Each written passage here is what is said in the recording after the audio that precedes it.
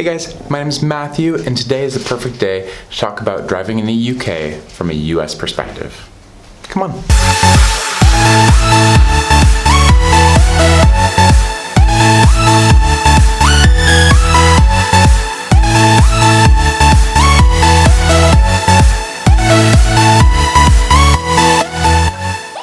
So obviously in the States we drive on the right hand side of the road, and so in the UK they're going to drive on the opposite side, the wrong side of the road. There's some differences in the car as opposed to the cars that we typically drive in the States. So let's go ahead and look at that.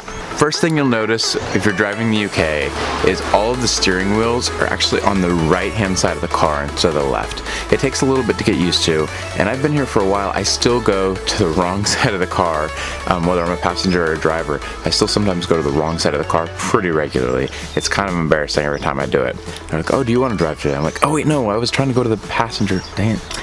The other big difference in the cars is this guy is a stick shift, and so are probably 90% of cars that I've seen here. I've been in a couple automatics, but they're super rare.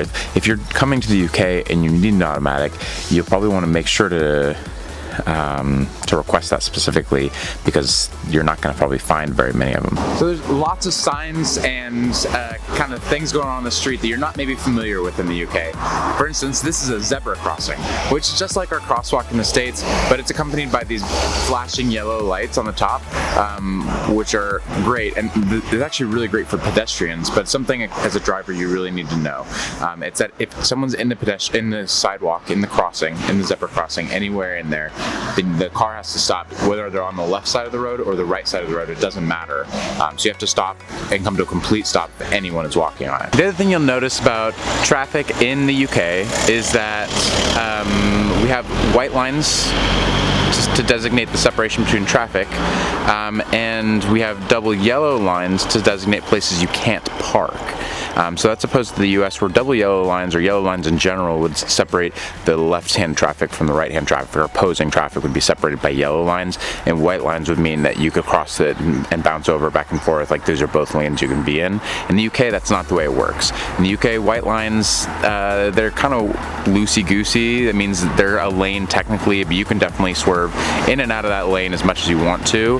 So for instance, on the street that we're on here, for someone to be able to drive in that little area is nearly impossible because there are cars parked in that section.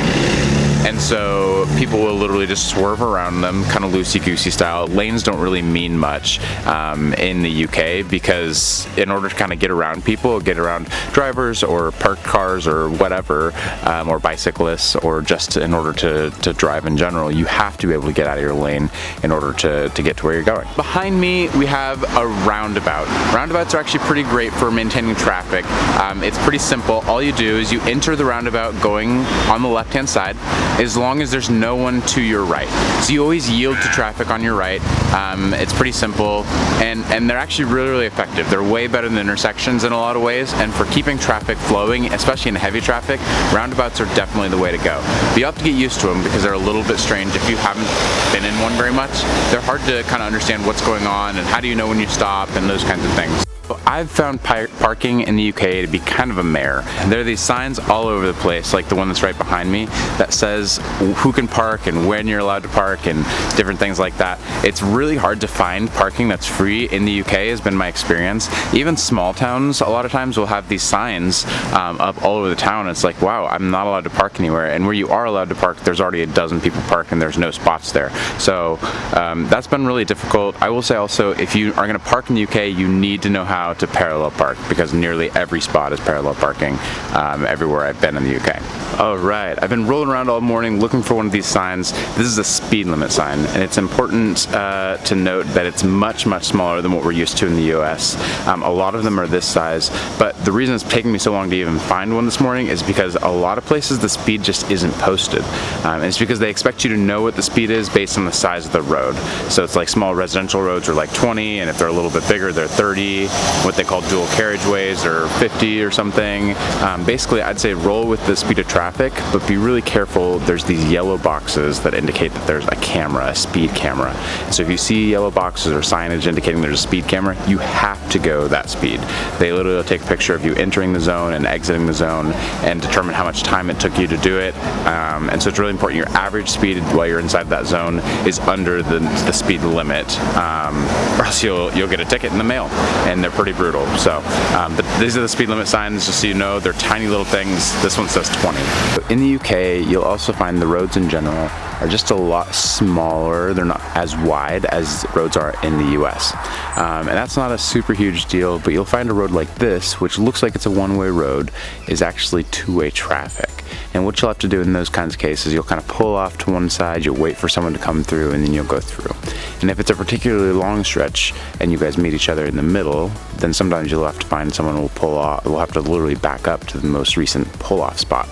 And so that's especially true like on some country roads and things like that. They have pull-off spots built into the road because they're really one-way roads with two-way traffic. Couple last quick things before I go. First of all, you can't turn on a red light no matter what. You can never turn on a red light in the UK. Also, it's really frowned upon, and I think illegal, to undertake someone, which means to pass them on the left. So that's illegal, don't do that. Gas and petrol is really expensive, which means people just don't road trip here. If it's more than about an hour away, people just don't do it. They're not fixing to. They'll take the train or they'll do whatever, but they don't drive more than about an hour at a time, has been my experience. Drivers tend to be a little bit more aggressive in the UK than what I'm used to, so they tend to just be willing to, you know, kind of butt you out of traffic or park in an intersection, or I don't know, they're just a little more cheeky, I guess. Also, there's tons of random lines and dashes in the road. Most of them are pretty self-explanatory, but there are some that, like, actually was talking to a native Englishman earlier today or yesterday, and he said, yeah, I was in London and I saw these lines that I've never seen before. So some make sense, but if you want to know what all those are, you probably have to read the code pretty carefully. Some of them are squiggly, that means don't park in them and things like that. It kind of makes sense. And then just in general, roads here are a little more loosey-goosey. That's kind of the description I give to roads and driving in the UK in general. It's a little more loosey-goosey than the States is. People tend to be just a little more not in their lane and cutting off traffic and doing things that wouldn't fly in the States. And it's okay here because the roads are just built different.